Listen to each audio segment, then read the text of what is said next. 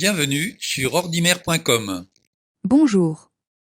Aujourd'hui, je vais vous parler des comptes et des mots de passe. Notre activité sur Internet utilise deux types de comptes. Le premier, c'est le compte de messagerie, celui que nous utilisons pour envoyer et recevoir des emails. Il se caractérise par un identifiant, c'est l'adresse mail, et un mot de passe qui est associé à cet identifiant. Chacun d'entre nous pouvons avoir plusieurs adresses mail, donc plusieurs identifiants et plusieurs mots de passe. Le deuxième, c'est le compte web. Chacun des services que nous utilisons avec Internet nécessite que nous ouvrions un compte web. Chacun de ces comptes doivent avoir un identifiant et un mot de passe. Par exemple, notre compte Amélie. Pour y accéder, notre identifiant, c'est notre numéro de sécurité sociale, et ce dernier est associé à un mot de passe. Nous avons également souvent un ou plusieurs comptes avec des banques. Dans ce cas, l'identifiant est notre numéro de compte bancaire. Lui aussi est associé à un mot de passe. Nous pouvons également avoir un compte avec un opérateur Internet. Par exemple un compte Google, ou un compte Microsoft, ou encore un compte Apple. Et bien pour chacun de ces comptes, nous avons un identifiant et un mot de passe. Et si nous avons les trois, il nous faut 3 identifiants et 3 mots de passe. Je pourrais multiplier les exemples sur la quantité très importante de comptes que nous utilisons sur Internet. Les comptes d'achat en ligne, comme Amazon, la Fnac, Darty. Les comptes de presse, si nous sommes abonnés à tel ou tel journal. Le compte pour nos impôts. Et bien d'autres encore. Comme on vient de le voir, le nombre de comptes que chacun d'entre nous avons est tel que cela entraîne parfois de la confusion. Et souvent des difficultés dans la gestion de ces identifiants et de tous les mots de passe. Découvrons en détail ce qu'est un identifiant. Chaque compte a un identifiant. Chaque identifiant est unique. C'est grâce à lui que chacun d'entre nous pouvons nous distinguer des autres utilisateurs auprès de l'opérateur avec qui nous avons passé un contrat. La plupart du temps, nous utilisons une adresse mail comme identifiant. Mais on peut aussi utiliser un nom, un pseudo, un numéro de compte, voire un numéro de portable. C'est toujours nous qui choisissons notre identifiant. On peut le trouver sur les relevés de compte ou sur les factures, comme on le voit ici avec les flèches rouges. Chacun d'eux est associé à un mot de passe. Il est préférable pour des raisons de sécurité d'avoir un mot de passe différent pour chaque compte. C'est ce que nous allons voir dans la suite de cette présentation. Le mot de passe, c'est l'élément essentiel pour garantir la sécurité de nos comptes.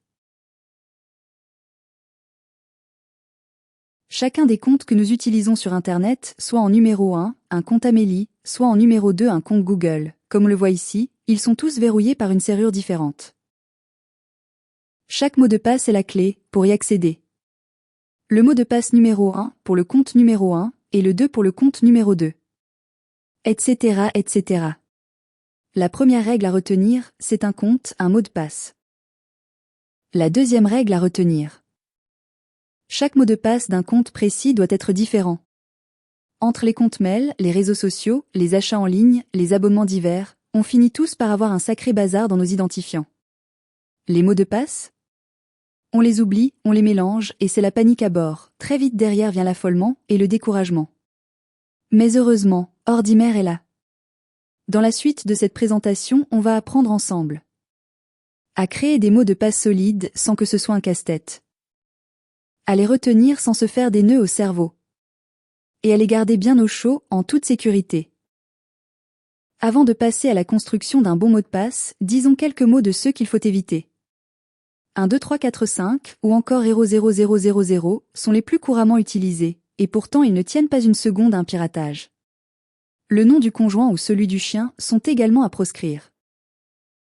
Un bon mot de passe doit avoir au moins 10 caractères, dans lesquels il y aura, au minimum une majuscule, une minuscule, un chiffre et un des caractères spéciaux. Nous allons construire nos mots de passe en 4 étapes. Première étape, nous connaissons tous, soit un proverbe, un dicton, ou une expression célèbre. Par exemple, rien ne sert de courir, il faut partir à point.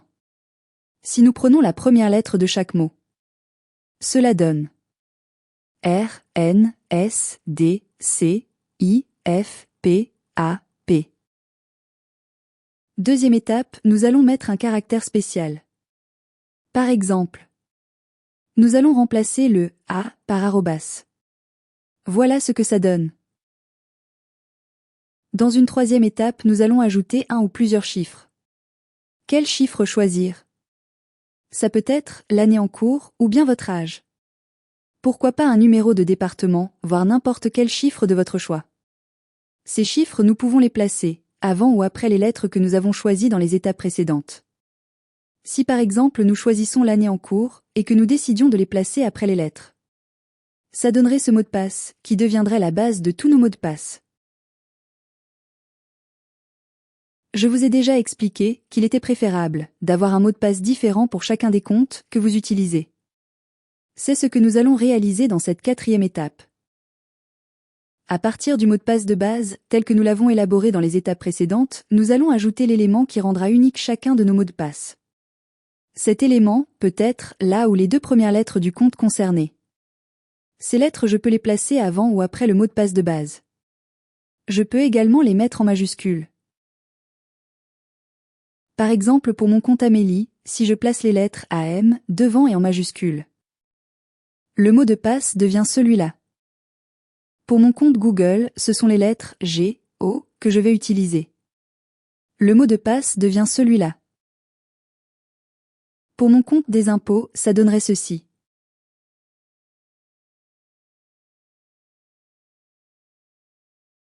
Et ainsi de suite, pour chacun des mots de passe, des comptes que je possède.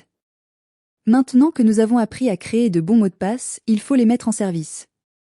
C'est-à-dire que nous allons devoir modifier les mots de passe existants pour les remplacer par ceux que nous avons créés. La façon de procéder sera différente selon les comptes, mais le principe est à peu près le même pour la plupart. En premier, il faut se connecter sur le compte à modifier. Ensuite, il faut aller sur la commande d'accès au mot de passe. Selon les comptes, celle-ci sera avec un bouton « Mon compte » ou « Gérer mon compte » ou encore « Mon profil ». Bref, un intitulé dans cet esprit. Une fois arrivé dans cet espace, nous devrons choisir la commande « Mot de passe » ou bien « Modifier mon mot de passe ». Enfin, on vous demandera de saisir votre nouveau mot de passe puis de le confirmer. Pour illustrer cela, j'ai demandé à Ulysse, notre adhérent mascotte, de modifier son mot de passe Google. Bonjour, je m'appelle Ulysse. Dans cette vidéo, je vais vous montrer comment changer le mot de passe d'un compte Google. Je trouve qu'actuellement, pour mon compte Google, j'ai un mot de passe qui ne me garantit pas une sécurité satisfaisante. C'est pourquoi j'ai décidé de le changer, pour un bon mot de passe comme nous l'avons appris dans les chapitres précédents. Tout d'abord, je vais sur le site google.com. Je clique sur Connexion et avec mon identifiant Google, je saisis mon mot de passe actuel. Je fais suivant. Me voilà connecté à mon compte Google, comme je le vois sur cette icône marquée d'un U, comme Ulysse. Pour changer de mot de passe, je clique sur mon icône.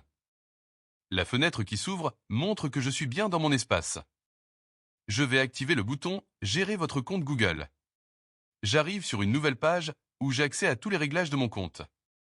Il y en a une qui m'intéresse particulièrement, c'est celle intitulée « Mon mot de passe ». Je clique sur cette commande. La page qui s'affiche me donne la possibilité de changer mon mot de passe.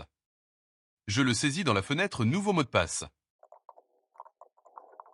Ce nouveau mot de passe, c'est celui que nous avons créé, comme on l'a appris précédemment. CG, O en majuscule, R, N, S, D, C, I, F, P, minuscule, arrobas, P, minuscule, 2025. C'est un bon mot de passe. Je le ressaisis dans la fenêtre « Confirmer le nouveau mot de passe ». Je n'ai plus qu'à cliquer sur « Modifier le mot de passe ». Ça y est, je viens de changer mon mot de passe Google. Je peux fermer mon compte Google et me déconnecter. Désormais, lorsque je voudrais retourner sur mon compte Google, je n'aurai plus qu'à utiliser mon nouveau mot de passe. La procédure que je viens d'utiliser est spécifique au compte Google pour le changement de mot de passe. Pour d'autres comptes que vous pouvez avoir sur Internet, comme Amélie, votre opérateur de téléphonie, ou encore votre banque, la procédure sera un peu différente. Mais le principe reste le même. D'abord, on se connecte à son compte. Ensuite, on va dans ses paramètres personnels. Et là, on cherche la commande qui offre l'accès à la modification de votre mot de passe. N'hésitez pas à vous faire aider par Ordimère en cas de difficulté. Nous savons que tous nos comptes sont protégés par des mots de passe. Nous avons appris à créer de bons mots de passe. Nous avons découvert comment les modifier. Maintenant il reste une question. Où pouvons-nous les stocker en toute sécurité? On voit très souvent les mots de passe conservés sur des post-it collés ici ou là, à la vue de tout le monde. Ou encore notés sur des feuilles de papier séparées. Évitez ces solutions. Elles sont mauvaises pour la sécurité, et en plus elles ne garantissent pas la sauvegarde de vos mots de passe. Une autre solution est celle du petit carnet, où le nom des comptes, avec leur s'identifiant et les mots de passe associés, sont notés. Il existe même des carnets spéciaux pour cela. Si ce système est bien pour stocker toutes les données de vos comptes, il n'est pas vraiment satisfaisant pour la sécurité. La perte du carnet toujours possible devient une aubaine pour celui qui le trouvera. Enregistrez plutôt vos données de compte sur un tableur. Soit Excel, soit Number ou encore LibreOffice Calc. L'avantage de cette solution, c'est que tout est sur un fichier informatique. Vous pouvez le verrouiller avec un mot de passe maître. Et vous pouvez copier ce fichier sur tous vos appareils numériques, ordinateurs, smartphones, tablettes. Il existe une dernière solution. C'est l'utilisation d'un logiciel de mots de passe.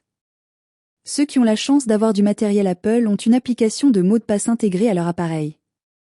Pour les autres, il existe plusieurs applications, Dashlane, KeePass, SafeInCloud, LastPass et bien d'autres. Beaucoup sont payantes mais quelques-uns sont gratuits. Ordimer pourrait prévoir une démonstration sur ces logiciels. J'espère que cette vidéo sur les comptes Internet vous aura aidé à mieux comprendre l'importance de ces comptes que nous utilisons tous. Et sur la façon de bien les gérer. À bientôt.